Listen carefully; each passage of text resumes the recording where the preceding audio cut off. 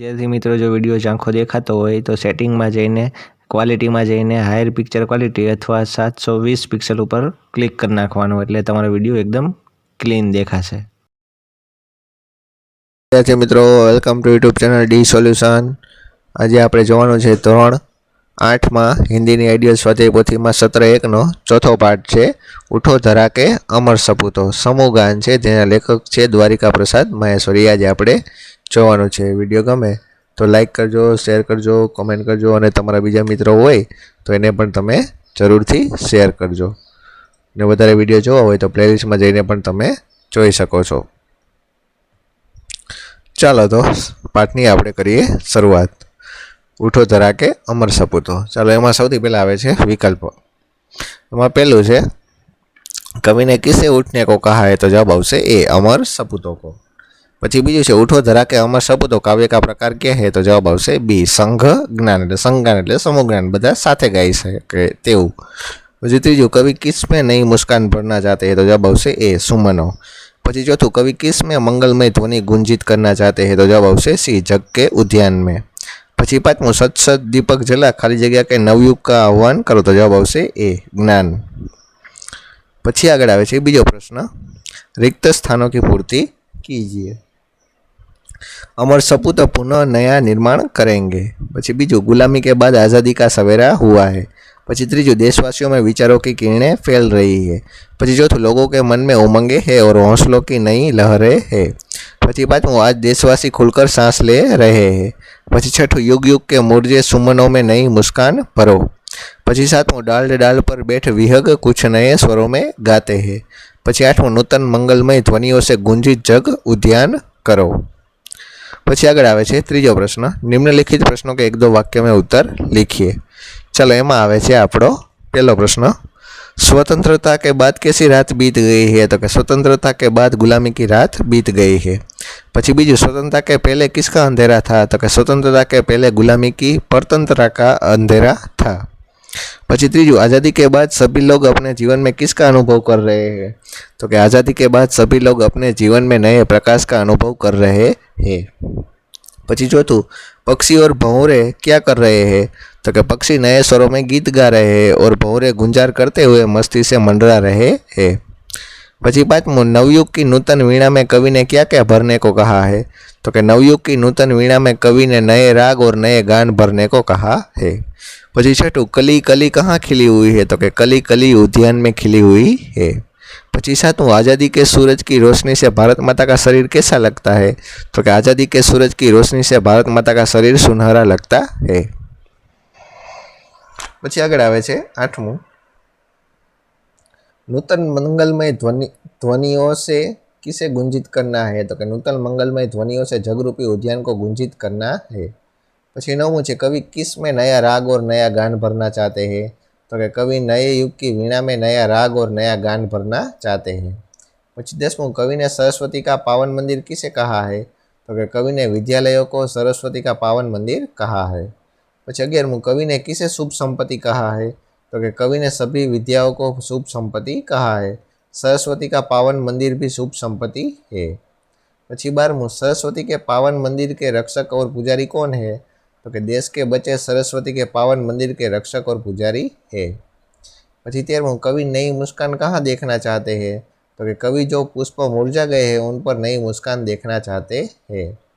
पछी 14मुं संज्ञा किसे कहते हैं तो कि किसी प्राणी स्थान वस्तु भाव या गुण के नाम को संज्ञा कहते हैं।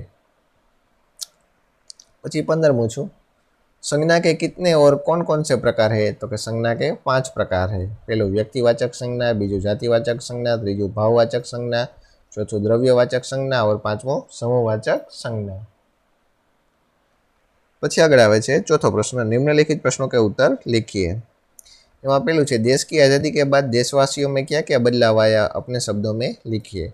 तो कि आज़ादी की नई सुबह में नई चर्चाएं हो रही है। लोग अपने जीवन से नए प्रकाश का अनुभव कर रहे हैं। उनके मन में नई उमंगे हैं और नई आशाएं हैं। हर देशवासी खुलकर सांस ले रहा है। पछी बीजू छे कवि माहेश्वरी जी धरा के अमर सपूतों से क्या चाहते हैं तो कि कवि चाहते हैं कि सदियों की गुलामी के बाद हमारे देश को स्वतंत्रता मिली है। कवि कहते हैं कि देश के युवक स्वतंत्रता के बाद देश का नवनिर्माण करे, लोगों के जीवन में नया उत्साह भरे, नए प्राणों का संचार करे, नए युग को मुरझाए, फूलों को नई मुस्कान दे, जगरूपी उद्यान को मंगलमय वाणी से गुंजित करे, वे तरह तरह का ज्ञान प्राप्त कर देश का भविष्य उज्जवल बनाए।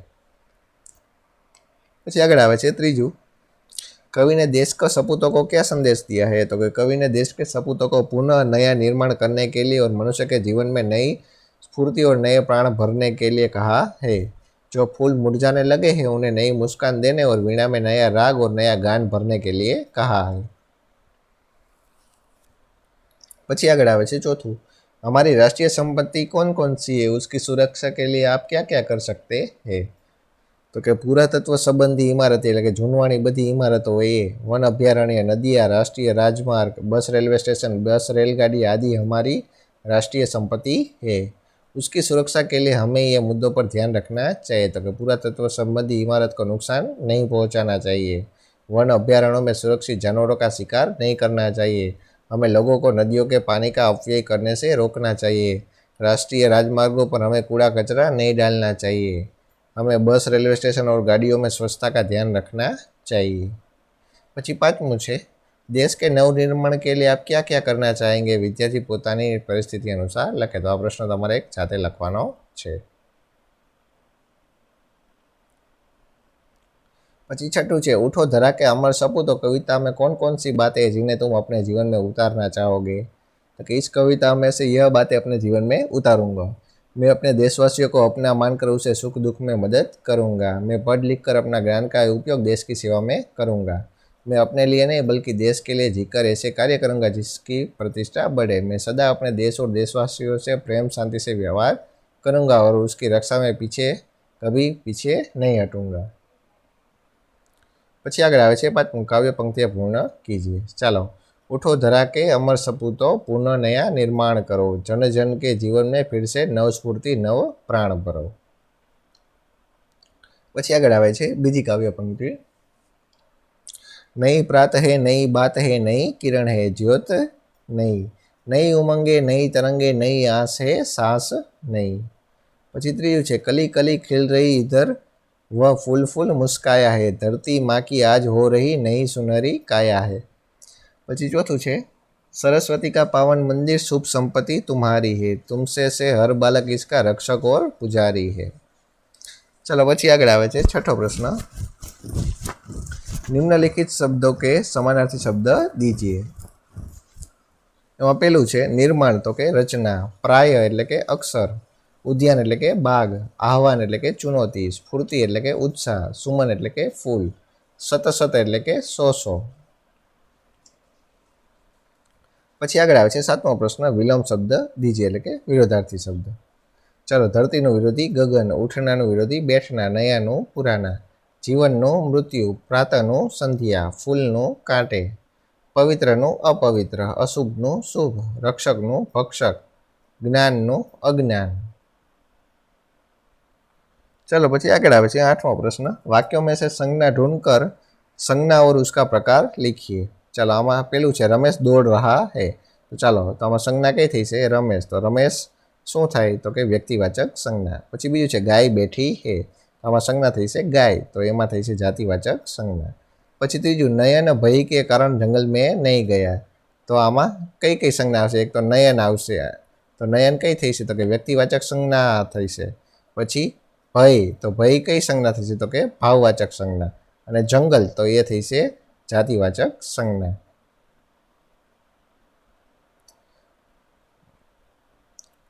પછી આગળ આવે છે ચોથું, સોના કિંમતી ધાતુ હે।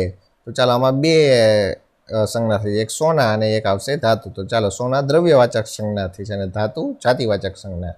પછી પાંચમું, સરઘસ જા રહા હે, તો આમાં સરઘસ થઈ છે સમૂહવાચક સંજ્ઞા।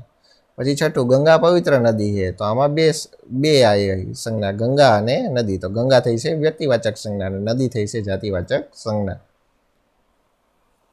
પછી સાતમું, કુત્તા સો રહા હે, તો આમાં કુત્તા સંજ્ઞા થઈ છે, એ કઈ થઈ છે? જાતિવાચક સંજ્ઞા। પછી આઠમું, વ દયાલુ હે, તો કે દયાલુ થઈ છે ભાવવાચક સંજ્ઞા। પછી નવમું છે દલ જા રહા હે, તો આમાં થઈ છે દલ એટલે કે સમૂહવાચક સંજ્ઞા। પછી દસમું, અમદાવાદ બડા શહેર હે, એટલે કે અમદાવાદ અમદાવાદ થઈ છે વ્યક્તિવાચક સંજ્ઞા અને શહેર થઈ છે જાતિવાચક સંજ્ઞા. પછી 11મું મોર નાચતા હે, તો મોર થઈ છે જાતિવાચક સંજ્ઞા. પછી 12મું લોહા બહુ કઠોર હે, તો આમાં બે સંજ્ઞા, એક લોહા અને કઠોર. તો લોહા થઈ છે દ્રવ્યવાચક સંજ્ઞા અને કઠોર થઈ છે ભાવવાચક સંજ્ઞા. પછી આગળ આવે છે 9મું નિમ્નલિખિત શબ્દો કા વર્ગીકરણ કરીએ. તો જો આ બધા આપ્યા છે, બધા રમેશ, મનુષ્ય, આનંદ, લોહા, બધા જે શબ્દો છે એને તમારે નોખી નોખી સંજ્ઞામાં તમારે વર્ગીકરણ કરવાનું છે. તો ચાલો આપણે પહેલાં સીધું જોઈ લઈશું વ્યક્તિવાચક સંજ્ઞા. તો વ્યક્તિવાચકમાં કોણ આવશે? તો કે રમેશ, ભારત, ગુજરાત, હર્ષ એ છોકરાનું લડકેનું નામ છે, બરાબર. આ બધા આવશે વ્યક્તિવાચકમાં. પછી આવશે જાતિવાચક સંજ્ઞા, તો એમાં આવશે મનુષ્ય, કબૂતર, જંગલ અને પર્વત. પછી આગળ આવે છે ભાવવાચક સંજ્ઞા, તો એમાં આવશે આનંદ, પ્રામાણિક અને હર્ષ. પછી આવશે દ્રવ્યવાચકમાં, તો દ્રવ્યમાં આવશે લોહા, પતીલી, પેટ્રોલ અને પાણી. પછી સમૂહવાચકમાં આવશે દલ, સભા અને સર્કસ. ચાલો પછી આગળ આવે છે 10મું દિए गए काव्य को पढ़कर प्रश्नों के उत्तर दीजिए. ચાલો હવે તમારે આ કાવ્ય પેલા વાંચી લેવાનું છે, એના ઉપરથી પ્રશ્નોના જવાબ તમારે આપવાના છે, બરાબર. तो ચાલો तो આપણે પહેલા કાવ્ય વાંચી લઈએ. તો કે खड़ा हिमालय बता रहा है डरो न आंधी पानी में, डटे रहो तुम अपने पथ पर कठिनाई तूफानों में, डिगो न अपने पथ से तुम सब कुछ पा सकते हो प्यारे, तुम भी ऊंचे उड़ सकते हो, छू सकते हो नभ के तारे, अटल रहा जो अपने पथ पर लाख मुसीबत आने में, मिली सफलता उसको जग में जीने में मर जाने में, जितनी भी बाधाएं आई उन सब से ही बड़ा लड़ा हिमालय, इसलिए तो दुनिया भर में हुआ सभी से बड़ा हिमालय. चलो आना ऊपर તમારા પ્રશ્નોના જવાબ આપવાના છે. चलो એમાં પેલું છે हिमालय हमें क्या संदेश देता है? तो कि हिमालय हमें डटकर मुसीबतों का सामना करने का संदेश देता है. પછી બીજું છે मुसीबत आने पर हमें क्या करना चाहिए? तो कि मुसीबत आने पर हमें डटकर उसका सामना करना चाहिए. પછી ત્રીજું कवि ने हिमालय को सबसे बड़ा क्यों कहा है? तो कि हिमालय सभी बाधाओं से लड़ता रहा है, इसलिए कवि ने उसे बड़ा कहा है. પછી ચોથું इसी काव्य का भावार्थ लिखिए. तो कि जीवन में अनेक बाधाएं और कठिनाई आती है, हमें निडरता से उसका सामना करना चाहिए. जो मुसीबतों से बिना घबराए अपने प्राण और पथ पर अटल रहते हैं वे असंभव को संभव कर दिखाते हैं. પછી પાંચમું છે इस काव्य को योग्य शीर्षक दीजिए. ચાલો તો इस काव्य का योग्य शीर्षक એટલે કે ટાઇટલ છે हिमालय का संदेश है. ચાલો પછી આવે છે આગળ 11મો પ્રશ્ન આવે છે લેખન કાર્ય. ચાલો એમાં પેલું પૂછ્યું છે મેરે સ્વપ્ન કા ભારત એ વિષય ઉપર 10-12 વાક્ય લખીએ. ચાલો મેરે સ્વપ્નનું ભારત એના ઉપર તમારે નિબંધ લખવાનો છે. તો ચાલો નિબંધ અહીંયા તમને આપેલો છે, ચાલો તો જોઈ લઈએ. ચાલો તો भारत एक बहु सांस्कृतिक, बहुभाषी और बहुधार्मिक देश है जिसने पिछली शताब्दी में विभिन्न क्षेत्रों में स्थिर प्रगति देखी है. मेरे सपनों का भारत वो भारत है जो इससे भी अधिक गति से प्रगति करे और जल्द ही विकसित देशों की सूची में शामिल हो. भारत देश खुद में ही एक समृद्ध सांस्कृतिक विरासत है. विभिन्न जाति और धर्मों के लोग इस देश में शांति से रहते हैं. हालांकि ऐसे लोगों के कुछ समूह हैं जो अपने निहित स्वार्थों को पूरा करने के लिए लोगों को भड़काने की कोशिश करते हैं, जिससे देश की शांति में बाधा आ जाती है. मेरे सपनों के भारत में इस तरह की विभाजनकारी प्रवृत्तियों की कोई जगह नहीं होगी. यह ऐसा स्थान होना चाहिए जहाँ विभिन्न जाति समूह एक दूसरे के साथ एकदम सही तालमेल में रहते हो. मैं भारत को ऐसा देश होने का सपना देखता हूँ जहाँ का हर नागरिक शिक्षित होगा. मैं चाहता हूँ कि मेरे देश के लोग शिक्षा के महत्व को समझ सके और यह सुनिश्चित करें कि उनके बच्चों की छोटी सी उम्र में नौकरी करने की बजाय शिक्षा हासिल करने का अधिकार मिले. मैं चाहता हूँ कि सरकार सभी के लिए समान रोजगार के अवसर प्रदान करे ताकि युवाओं को योग्य रोजगार मिल सके और राष्ट्र के विकास के लिए युवा अपना योगदान दे सके. मैं चाहता हूँ कि देश तकनीकी रूप से उन्नत हो और सभी क्षेत्रों में विकास हो सके. अंत में चाहता हूँ कि भारत एक ऐसा देश हो जहाँ महिलाओं को सम्मान दिया जाता हो, उनके साथ सभ्य व्यवहार किया जाता हो और पुरुषों के रोजगार के समान अवसर दिए जाते हो. संक्षेप में मेरे सपनों का भारत एक ऐसा स्थान होगा जहाँ लोग खुश और सुरक्षित महसूस करते हैं और अच्छे जीवन की गुणवत्ता का आनंद लेते हो. चलो आ थी गयो तमारो निबंध. ચાલો પછી આગળ આપ્યું છે બીજા નંબરનો પ્રશ્ન પ્રવૃત્તિ આપી છે કે दिए गए शब्दों की मदद से छोटी सी कविता की रचना कीजिए और लिखिए. ચાલો તમને શબ્દો આપ્યા છે એના ઉપરથી તમારે કવિતા બનાવવાની છે. ફૂલ, તિતલી, બાદલ અને વૃક્ષ અને બારિશ. ચાલો એના ઉપરથી આપણે કવિતા બનવાની છે, બરાબર. ચાલો તો આપણે કવિતા બનાવીએ. प्रकृति की तुमको सीख है देती, खुशहाल जीवन की सीख देती। निस्वार्थ दूसरों की मदद करते जाओ, वृक्षों की तरह तुम दूसरों को छाया देते जाओ। फूलों की तरह खुशबू बिखेरते जाओ, एक दूसरे को चेहरे पर मुस्कान लाते जाओ। बादल की तरह जीवन में आगे बढ़ते जाओ, बारिश की तरह हर किसी के काम आते जाओ। तितली की तरह जीवन में खुशियों के रंग भरते जाओ, सूरज की तरह सवेरा करते जाओ। जीवन में कुछ नया बदलाव लाते आओ, प्रकृति तुमको सीखे देती, खुशहाल जीवन की सीख देती। चलो आ थी तमारी कविता। પછી આગળ આવે છે ત્રીજો પ્રશ્ન, નિમ્નલિખિત કાવ્ય પંક્તિઓ का आशय स्पष्ट कीजिए। ચાલો અહીંયા તમને કવિતા આપી છે, એનો અર્થ શું કહેવા માંગે છે તમારે કહેવાનું છે। चलो युग युग के मुरझे सुमनों में नई नई मुस्कान भरो, उठो धरा के अमर सपूतो पुनः नया निर्माण करो। चलो आ कविता તમને શું કહેવા માંગે છે તમારે કહેવાનું છે। तो कि हे इस भारत देश के अमर सपूतों, तुम्हें युगों से रहने वाले देशवासियों से हृदयों में मुरझाए हुए फूलों निराशा को दूर करके नई मुस्कान आशा देकर उन्हें फिर से जीना सिखाना है और फिर से एक नए युग का निर्माण करना है। चलो आ थी गयो तमारो चौथो नंबरनो पाठ ने आ पाठ पण तमारो थाय छे पूरो। विडियो केवो लाग्यो ते कमेंट करजो अने बीजा मित्रोने पण वॉट्सएप द्वारा पण तमे जरूरथी शेर करजो। वधारे विडियो जोवो होय तो प्लेलिस्टमां जईने पण तमे जोई शको छो। आवा नवा विडियो माटे जोता रहो आपणी चेनल डी सोल्यूशन।